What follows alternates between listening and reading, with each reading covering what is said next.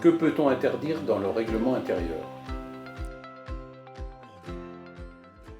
Le règlement intérieur précise les conditions dans lesquelles est assuré le respect des droits et des devoirs de chacun des membres de la communauté éducative.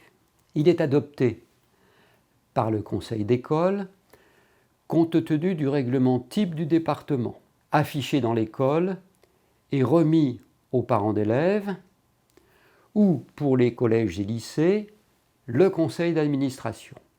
La loi interdit dans les écoles, collèges et lycées publics le port de signes ou tenues par lesquels les élèves manifestent ostensiblement une appartenance religieuse.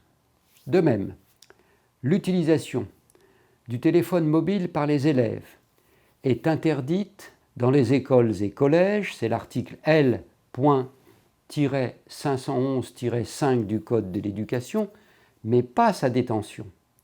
Tandis que dans les lycées, c'est le règlement intérieur qui en décide.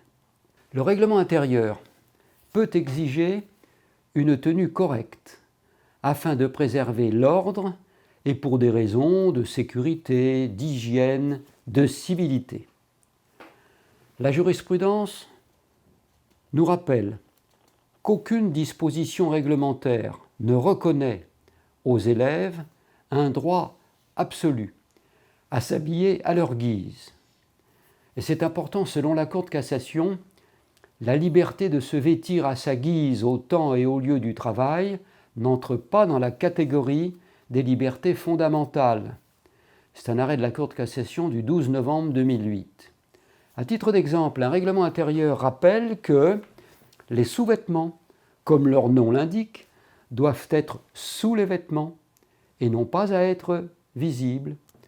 D'autres n'autorisent pas les joggings, les piercings, les cheveux colorés.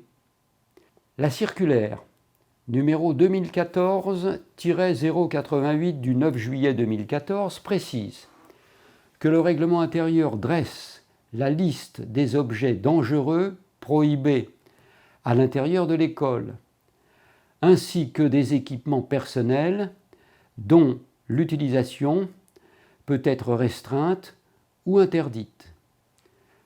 Le règlement intérieur peut faire l'objet d'une demande d'annulation de certaines de ces dispositions par toute personne ayant intérêt à agir, enseignants, parents d'élèves notamment.